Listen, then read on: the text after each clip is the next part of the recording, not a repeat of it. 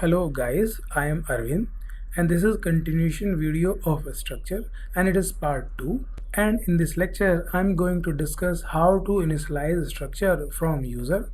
So let's go ahead and we'll open Turbo C++ compiler and I will show you how to initialize structure from user. So let's go ahead. So guys, in this program I have declared a structure book and there are three variables in this structure, and here name is a character array that will store the name of book, and pages will be of integer and price will be of float type.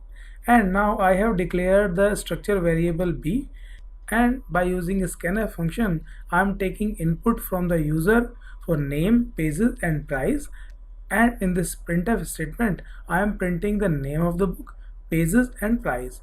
So now if I run this program, it is basically requesting to enter values. So let's enter some values. So the name of book is, let's say, Python, and there are 300 pages in this book, and the cost of this book will be 350.00. so this is the output of this program. So the name of book is Python, pages will be 300, and the price of this book will be 350.000.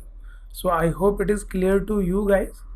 So guys, now moving on to next topic, and that is how structure elements are stored in memory.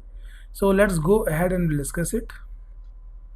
So guys, the elements of a structure are always stored in a contiguous memory locations.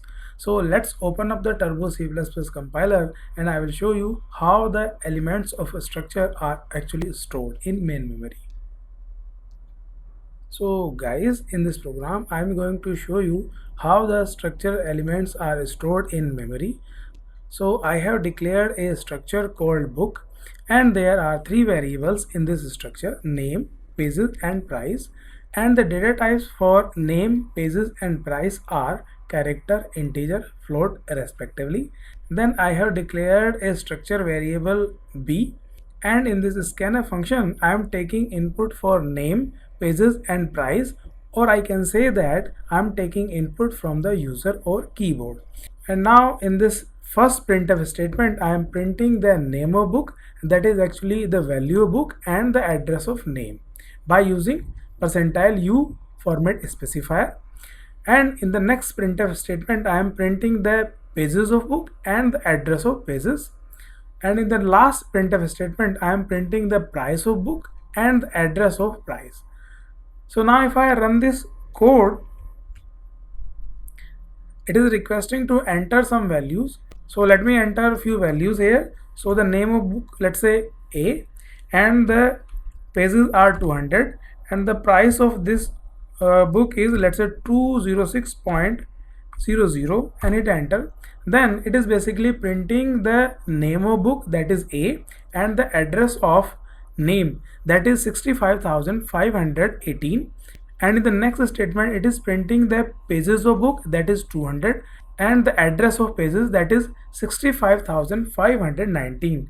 So as you know that character takes only 1 byte, that's why it is printing 65,519.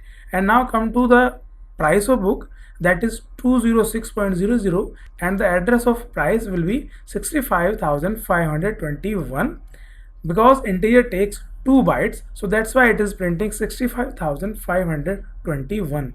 So I hope it is clear to you. So guys, we can say that structure elements are always stored in contiguous memory allocation. So I hope it is clear to you, and thank you so much guys for watching this video. Just in case you liked it, do not forget to like and subscribe. I will see you then in the next video.